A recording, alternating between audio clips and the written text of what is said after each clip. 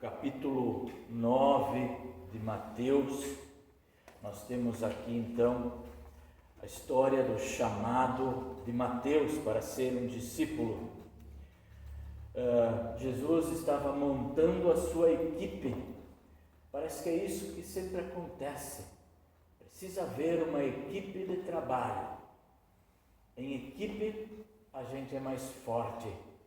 Juntos somos mais. Mas eu quero iniciar contando uma história de um agricultor. Ele estava frustrado com a seca.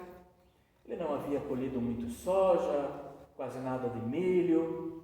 E lá no interior ele ouve o sino da igreja tocar. Era dia de culto. E ele diz para a família: não vou ao culto. O que eu quero fazer lá? Agradecer a Deus pelo quê?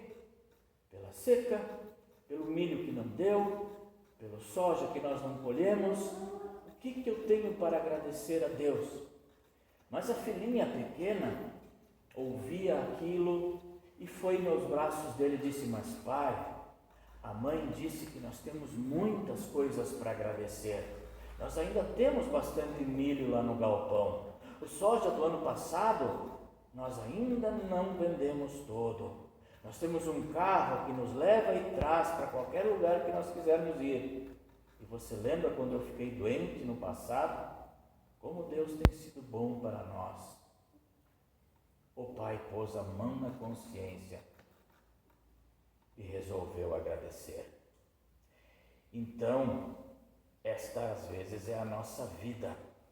Nós temos o exemplo aqui de alguém que fez o oposto do Mateus.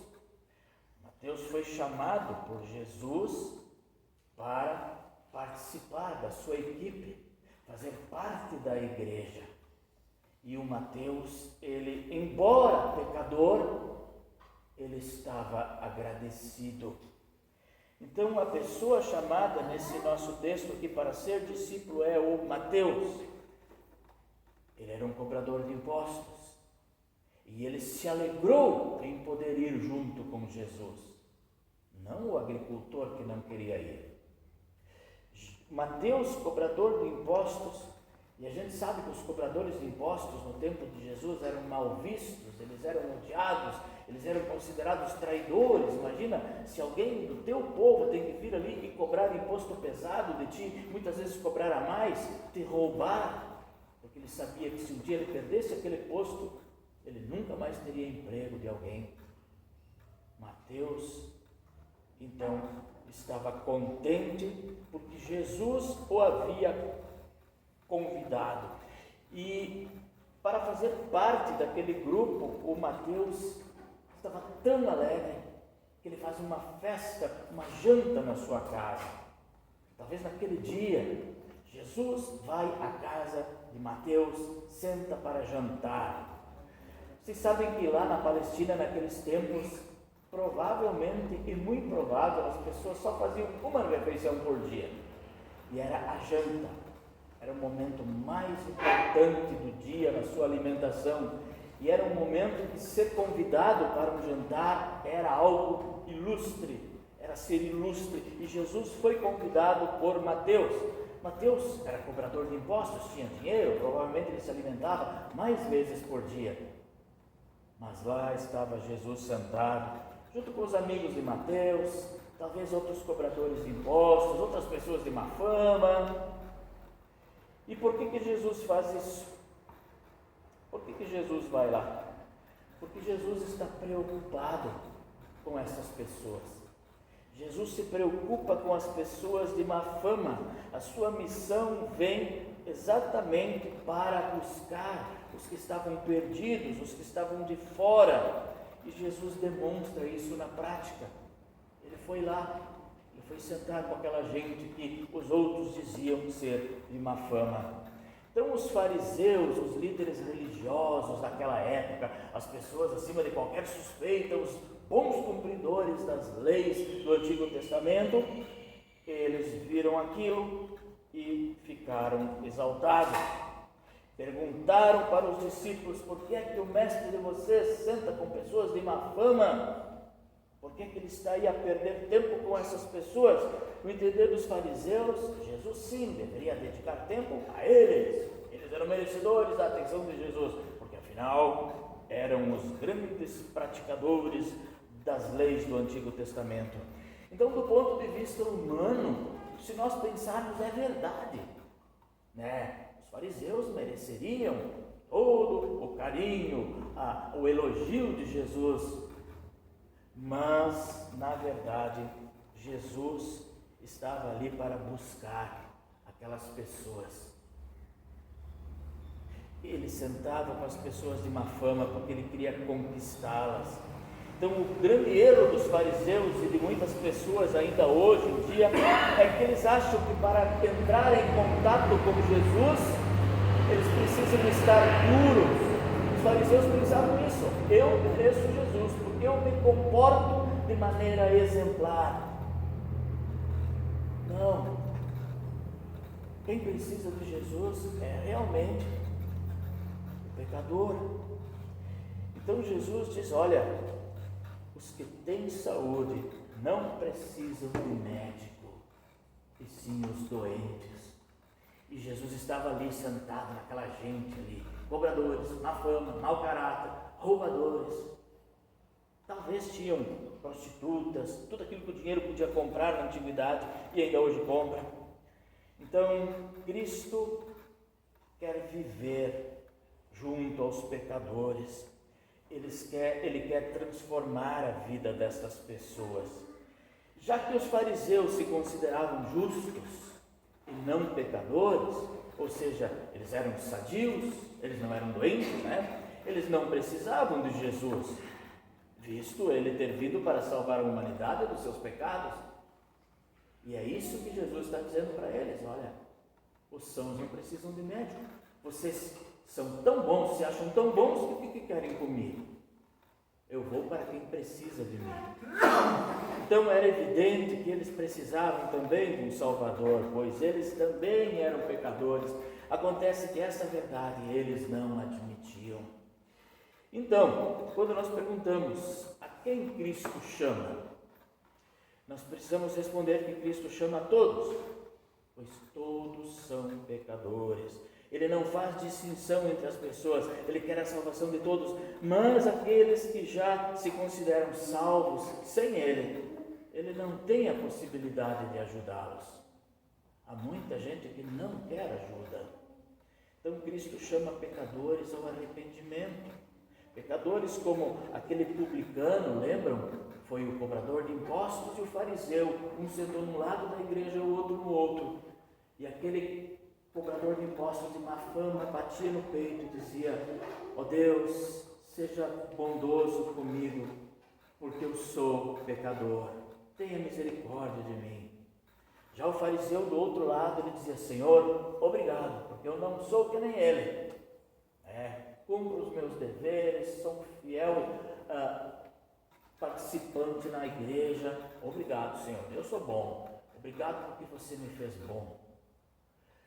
Aí nós temos o exemplo também do Davi.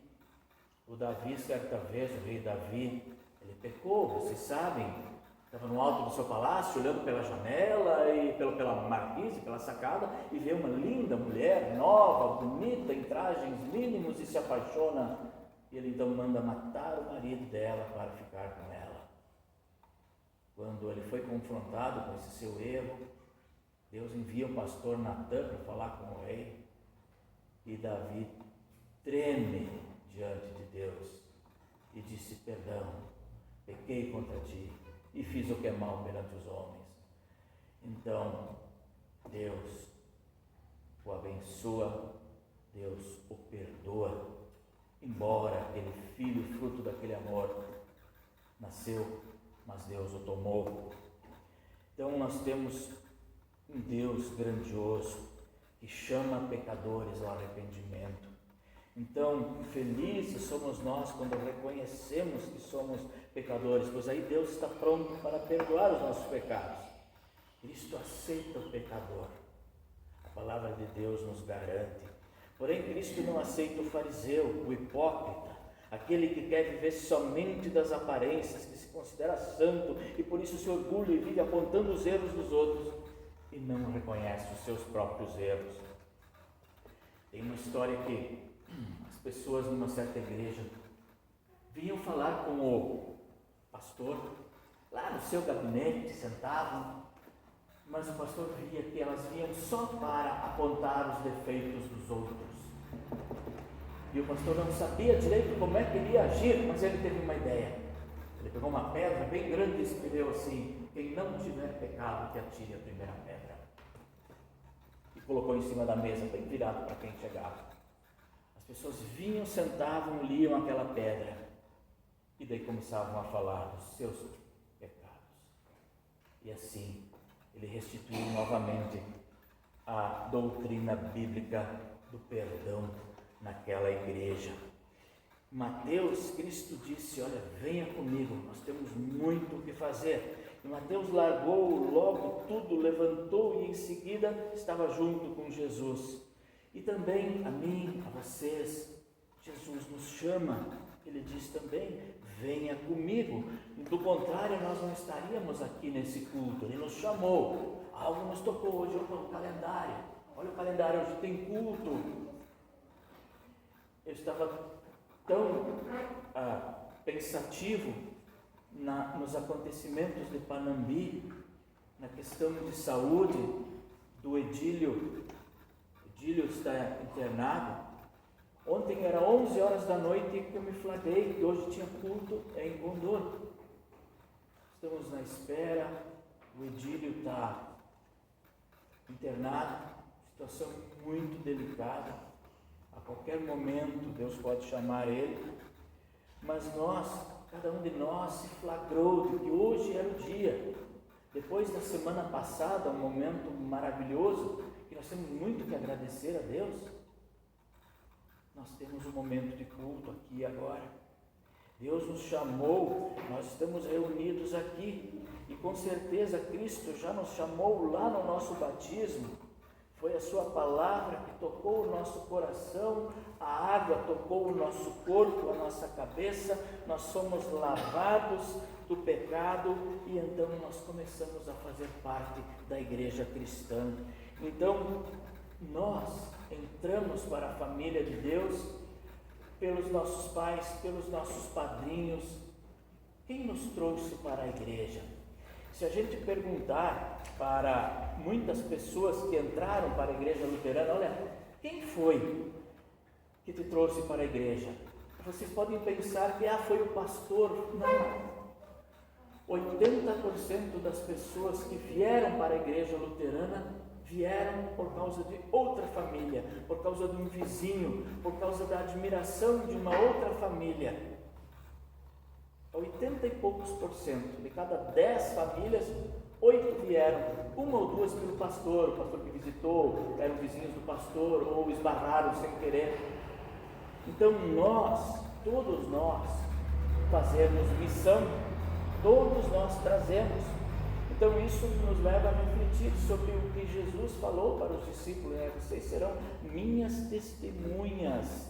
Então a tarefa de Deus é a missão, Ele nos dá para todos nós. O que é fazer missão? Missão se começa em casa, missão se começa convidando os da nossa família, missão começa com um momento de culto, com um momento de estudo bíblico, se começa com escolinhas para as crianças, se faz missão com bons exemplos, Bons exemplos conquistam, gente. Nós podemos traduzir a Bíblia no nosso corpo, na nossa vida, na nossa atitude. Então, missão se faz no bom relacionamento com os familiares, vizinhos, parentes, amigos. Missão se faz com um sorriso. Sorria, seja gentil, amável. Missão se faz despertando no outro a vontade e o interesse de seguir o mesmo Deus que você segue, que você é bacana. A pessoa vê como chama, que pessoa maravilhosa. Será que Deus fez ela assim? Pois eu quero ser como ela. Eu quero participar também junto com ela. Isso se faz missão. Às vezes o pastor convidando, as pessoas pensam, o pastor está fazendo a função dele, ele tem que fazer isso mesmo. Agora a missão acontece muito mais com alguém de fora. Então missão quer dizer curar e jamais ser contaminado. Tá? Muitas pessoas podem dizer, mas Cristo também fez amizade com pessoas mundanas, por que eu não posso fazer? Ele sentou lá com prostitutas, com cobradores de impostos, Cuidado, o diabo também faz citações da Bíblia. Cristo fez amizade sim, mas ele nunca entrou na deles, como pássaros que voam junto. Não. Aqueles pecadores muito bem sabiam o porquê que Jesus estava com eles, qual era o seu objetivo e qual era a ideia que Jesus tinha deles, de que estavam perdidos e que ele precisava salvá-los. Então, uma coisa é ir num ambiente para me divertir e outra bem diferente é ir num ambiente para transformar. Perguntavam-me no passado, pastor, ir lá naquela boate de noite, será que é pecado? Olha, se Cristo entra contigo, não é pecado, mas será que ele entra? Será que ele aprova? Então, uma coisa é tratar um doente para sará-lo, a outra é você deitar junto com ele para tentar pegar a mesma doença.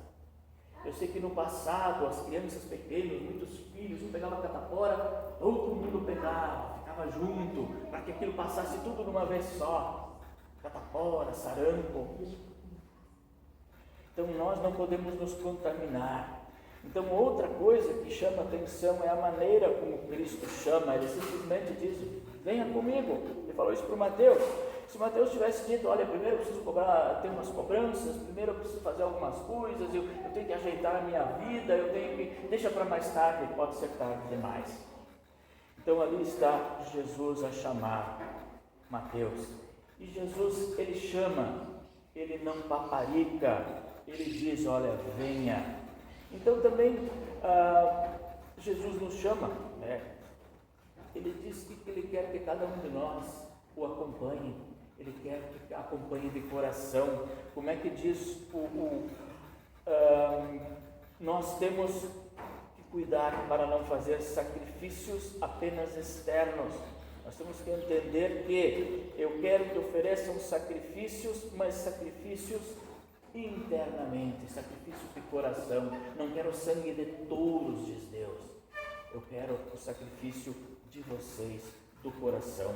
Então os fariseus eram assim, exteriormente eles eram grandes cumpridores da lei, respeitavam o sábado, eles não trabalhavam, eles jejuavam, eles estudavam a palavra de Deus, eles realizavam todos os sacrifícios de animais exigidos por Deus, eles faziam jejum em outras tantas vezes que o povo do Antigo Testamento fazia.